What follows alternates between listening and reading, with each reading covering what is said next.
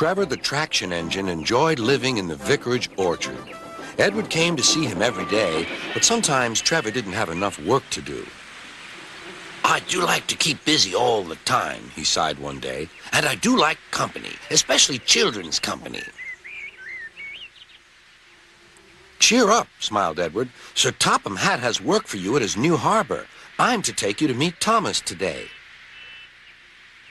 Oh, exclaimed Trevor happily. A harbor, the seaside. Children, that will be lovely.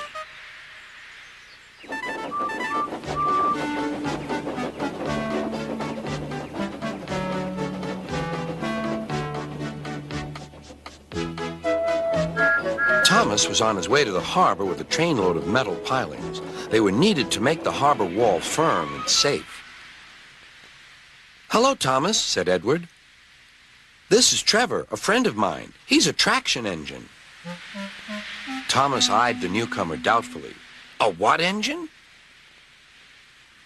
A traction engine, explained Trevor. I run on roads instead of rails. Can you take me to the harbor, please? Sir Topham Hatt has a job for me. "Yes, of course," replied Thomas, but he was still puzzled. Workmen coupled Trevor's car to Thomas's train, and soon they were ready to start their journey.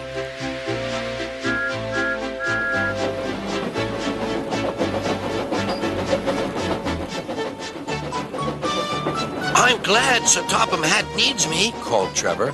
I don't have enough to do sometimes, you know, although I can work anywhere, in orchards, on farms, in scrapyards, even at harbors. "But you don't run on rails," puffed Thomas.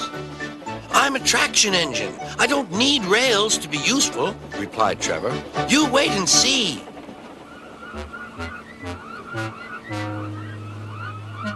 When they reached the harbor, they found everything in confusion. Cars had been derailed, blocking the line, and stone slabs lay everywhere.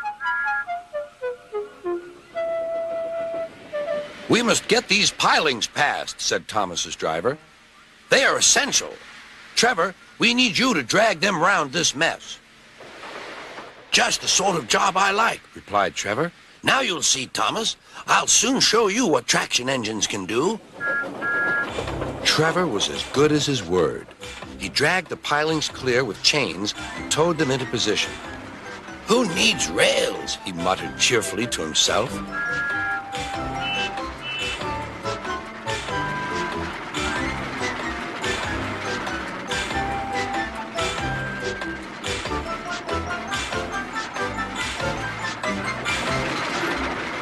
Later, Thomas brought Annie and Clarabelle to visit him. Thomas was most impressed. "Now I understand how useful a traction engine can be." The coaches were full of children. Trevor gave them rides along the harbor. He liked this best of all.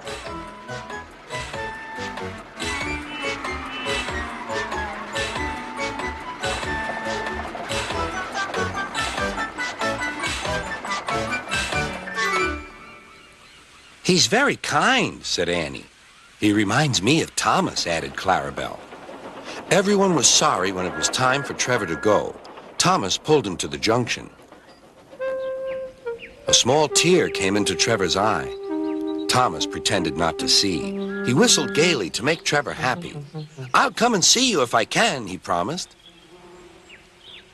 "The vicar will look after you, and there's plenty of work for you now at the orchard, but we may need you again at the harbor someday."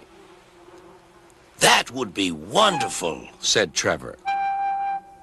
That evening, Trevor stood remembering his new friend Thomas, the harbor, and most of all, the children. Then he went happily to sleep in the shed at the bottom of the orchard.